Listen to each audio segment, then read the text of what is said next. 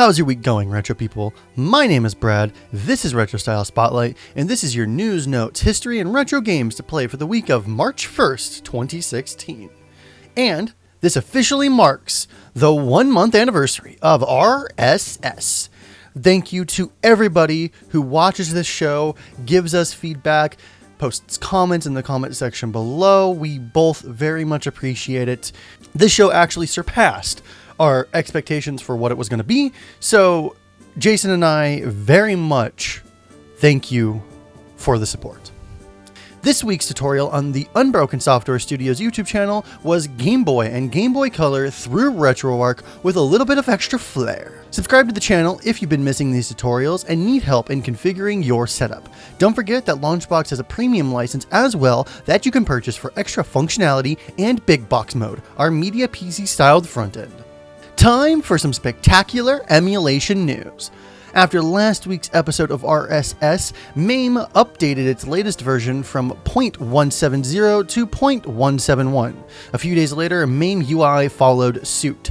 Download these updates if you'd like, but remember to keep around your old install just in case. Sometimes MAME games don't like new versions, and this may be no exception. System Shock. Now there is a series that is underrated. It flew under the radar when it came out, but left its mark on everybody who played it or the sequel. Rumor has it that it even inspired BioShock's creation and became a spiritual successor to the System Shock series. Well, after 17 years, System Shock's original producer joined Other Side Entertainment to help create the long-awaited third installment, System Shock 3. Not much is known yet about the new project, however, plenty of well-known industry developers and producers are signing up for the task. Most games who have sequels almost a decade after the latest game in the series generally tend to not do that well. However, I think System Shock is in a unique place to come out and still be well loved. Please don't be another Duke Nukem. It is refreshing to know that some secrets are so well hidden that they aren't discovered for about 25 years. In this case, Mortal Kombat has had its code blown wide open by the fine folks over at the Cutting Room Floor Wiki. Called the EJB menu, named after the series co-creator Ed J. Boon, the menu can be accessed via quickly involved button sequences on real hardware. You can also perform the code in MAME or via an XML file from MAME to do it automatically. The options in the menus themselves are mainly devoted to diagnostic testing and internal management for arcade owners, but you can also use the menus to jump directly to the endings for a specific character, cheat your initials into the high score screen, and view some secret thank you messages from Boon himself. In Ultimate Mortal Kombat 3, you can also use the menu to view a quick fatality demonstration, play a hidden Galaga-style shoot-'em-up, and on at least some Ultimate Mortal Kombat 3 cabinets, the EJB menu trick can also be used to set the cabinet to free play mode. Here's to wondering what will get discovered next. I love the idea of turning old consoles or computers into handheld game devices. I've long dreamed of a portable SNES, N64, GameCube, and now even the Wii is made portable. One day I either need to make these myself or purchase pre-built ones, because this is absolutely awesome. Well, now, the well-loved ZX Spectrum, or ZX Spectrum for all of our UK watchers, is now in a portable form. The ZX Spectrum Vega Plus is a revamped version of the failed first attempt. This machine looks sleek and curvy with a 4:3 ratio screen and a cool Vita-like design. With 1,000 licensed games pre-installed at roughly $150 American, I personally think that is a steal. Sure, you could probably find a Raspberry Pi 2B kit with a screen and a few buttons for slightly cheaper, but that would require a lot more setup. Granted, you'd have access to more than ZX Spectrum games, but this cuts out all the BS. If you don't have the time or want to set up something like the Raspberry Pi 2 for basic on-the-go gaming, then this is a great way to have some old ZX Spectrum games at your fingertips. If you'd rather something a bit different, there's a keyboard-style ZX Spectrum, and this product communicates with your phone or tablet to bring you the same awesome retro games, so it is a little different than the Vega Plus. The ZX Spectrum Vega Plus supports SD-SC and SD-HC micro SD cards where you can load additional games in popular tape and snapshot file formats. The SD card also stores save states and will allow users to run firmware updates for their hardware. The portable even has the ability through the 3.5mm headphone jack to support video out, where you can enjoy up to 14,000 ZX Spectrum games on your TV if you want a bigger screen. The added bonus?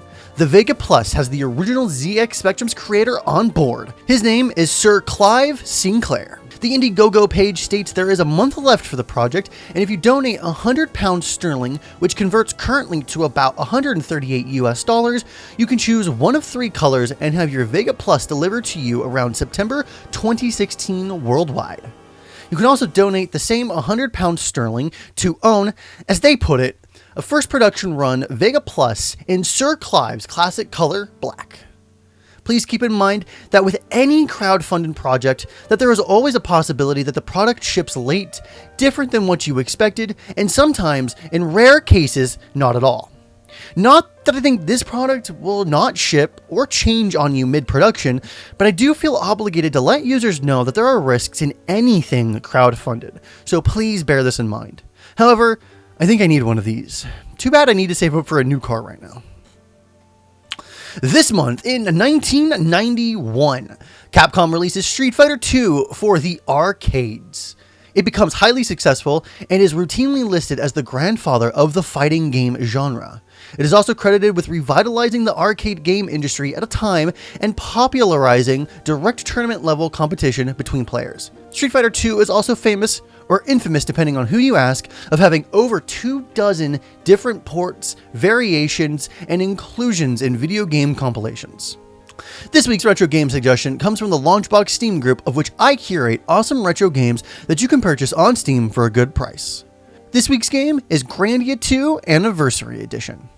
15 years after the stunning Dreamcast debut of Ryudo and his epic adventure, Grandia 2 is back and better than ever. The classic Japanese RPG returns with enhanced visuals, new difficulty levels, and features both keyboard and gamepad support.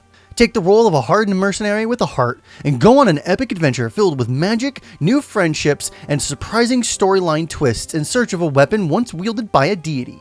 It's the classic tale of a band of adventurers destined to save the world, but things are not always as they seem. Grandia 2 is famous for its great characters, mature storytelling, memorable music, and fantastic battle system, and there's no better way to experience one of the most beloved console RPGs of the 32-bit era than this special Anniversary Edition. It also comes packed with tons of Steam features like cards and achievements. Pick this game up for $19.99, or you can wait for it to go on sale, which it often does. So that was Retro Style Spotlight for the week of March 1st, 2016. All of the relevant links to everything you heard in this edition of RSS will be in the description below. Remember, you can sign up for a LaunchBox forum account to talk with us over there, join our open Steam group to see what we're all playing, and maybe play a game or two with us there. If you like LaunchBox and it has made your retro game collection look beautiful, then pick up a premium license for $20. You get extra features like big box mode, theming options, and tons more features to come in the future. Jason and I have a lot planned for our community, so if you haven't already subscribed to our YouTube channel, we're doing a tutorial every Friday and more entertainment type shows like this in the future. Let us know what you think of RSS and any feedback you may have on it. My name is Brad, and remember, Freaks and Geeks, to play more games, and we'll see you next time. Have a good day.